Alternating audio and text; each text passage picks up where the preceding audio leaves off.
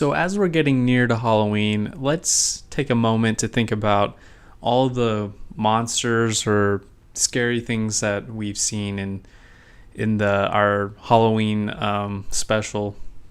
So far we have seen ghouls, we have seen spirits, ghosts, definitely a ghost. We have seen murderers. Let's see.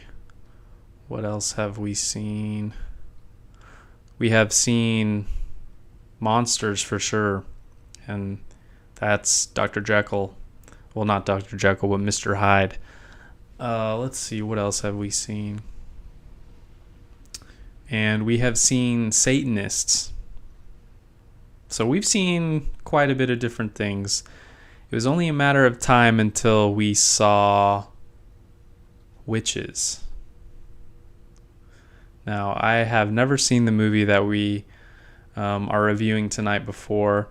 Tonight's movie review is called Horror Hotel. And I'm calling it Horror Hotel because I live in America. Now, I know Horror Hotel, which came out in 1963 in the US. However, the original date this movie was released was in 1960 in Europe. And that was released with the title The City of the Dead. And I'm not sure exactly why they changed the name when it came to the US. I actually prefer The City of the Dead. I feel like Horror Hotel is kind of cheesy, but hey. The movie itself was produced in England, and the actors were actually told to speak in American accents because the movie takes place in New England. I believe it's supposed to be in Massachusetts, like during all the Salem witch trial things. So tonight's theme, as I said, witches. I think witches are scary because there are people out there that practice witchcraft. I've stated before in a previous review that the Blair Witch Project truly scared me. There's just something about black magic that seems real, all too real to me. Alright, anyways, I'm rambling about witches. But tonight, in the movie, it stars Dennis Lotis. I don't know anything about him. But it also has Christopher Lee in this. And don't beat me up, I've never seen a Christopher Lee horror film. I've said plenty of times that I haven't seen many classic horror movies, but I'm getting there. I've seen quite a bit this October. So Christopher Lee, I know he went on to play Dracula in movies and a lot of other scary movies. But also Patricia Jessel. Now, the start of the movie was pretty amazing. It starts out in 17th century New England in a town called Whitewood, and it's supposed to be in Massachusetts. It's supposed to be like Salem, obviously. And right away we see this woman, and people are chanting that she's a witch and burn the witch, and they put her up on a stake. And right away we see that they are burning her alive. I thought the opening to the movie was super freaky. Right off the back, we have elements of a witch that worships Satan. In fact, in this movie, there are quite a bit of lines that had to be removed in the US version that had to deal with them praising, quote, "Oh Lucifer, oh Lucifer."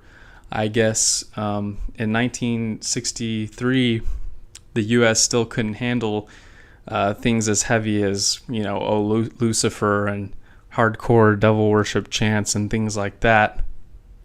So the plot of the movie is we see this witch being burned at the very start, so I'm not giving too much away. We go to modern day in the 1950s or 60s, and there's a girl who wants to learn more about witchcraft because her professor teaches the subject. And her professor, who is Christopher Lee, tells her, "Hey, I know a perfect place where you can learn about witchcraft." And he tells her to go to Whitewood. So she goes to Whitewood, and right off the back, we are on a scary journey. There's fog everywhere, and she's driving her car at night, and she sees a mysterious man, and she picks the man up because he needs a ride. I mean, people would never do this in this day and age, but back then they picked up hitchhikers. It wasn't as scary as a thing as it is today. So she goes to Whitewood, and she's trying to learn more about the subject of witchcraft. And right away, you learn that Whitewood is not innocent. That there is still something evil going on here. Now, I don't want to give any more than that away, because I've given the basic plot of the story. It does end up turning into Dennis Lotis's character. She's the girl who wants to learn about witchcraft. He goes to Whitewood as well because he's looking for his sister. Now, I do want to talk about one very interesting scene where the witches are gathered and they're doing something very sinister. I'm not going to say what it is, but they take a big knife, and there is no violence or gore in the hardcore violence or gore in this movie. So you're not going to be seeing blood splattered everywhere. It's not that type of movie at all, which I think makes the movie even better.